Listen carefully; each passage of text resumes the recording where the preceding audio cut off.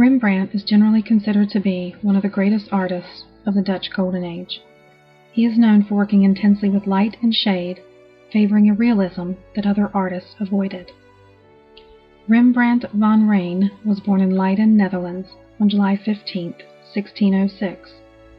His father, Eierman Herewitzoon van Rijn, was a well-to-do miller, and his mother, Neeltje van Zoutbroek, came from a family of bakers. Although the original building no longer exists, a memorial plaque has been placed on the side of the current building at the site of his birthplace. Just shy of his 14th birthday, Rembrandt was enrolled at the University of Leiden. Just a few short months later, he dropped out to pursue art, or more specifically, painting. Rembrandt trained under Jacob van Swanenburg, who was known for his depictions of evil as seen here, which used the reflection of light in an unusual way. Rembrandt also studied briefly under Peter Lasman. Here is an example of Lasman's work that greatly influenced Rembrandt with its strong contrast of light and shade used to intensify the drama of a scene. Returning to Leiden in 1624, Rembrandt opened his own studio with his friend Han Levens. Like his works, Rembrandt's signature also transformed through the years.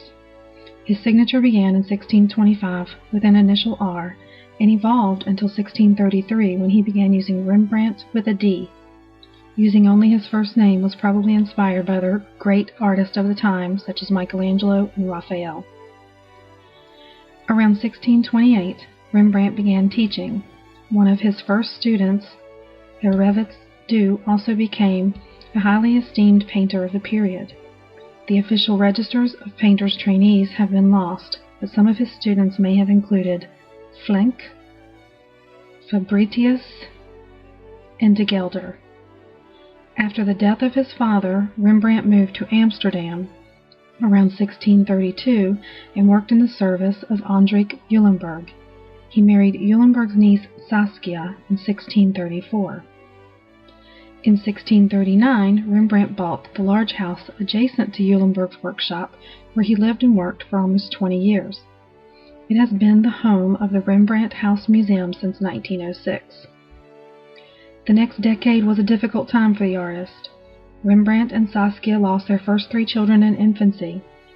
1640 marked the death of his mother, followed by Saskia in 1642, who died shortly after giving birth to Titus, the only surviving child.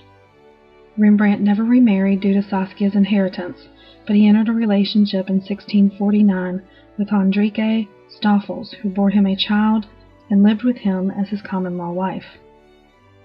The artist continued to struggle financially, was forced to sell his home, and eventually filed a nobleman's bankruptcy. Hendrike Stoffels, his common-law wife, died on July 24, 1663, of the plague. In 1668, Titus passed away. Rembrandt died less than 1 year later on October 4, 1669, at the age of 63, and was buried in the Westerkerk in Amsterdam in an unmarked grave. The cause of his death is not known.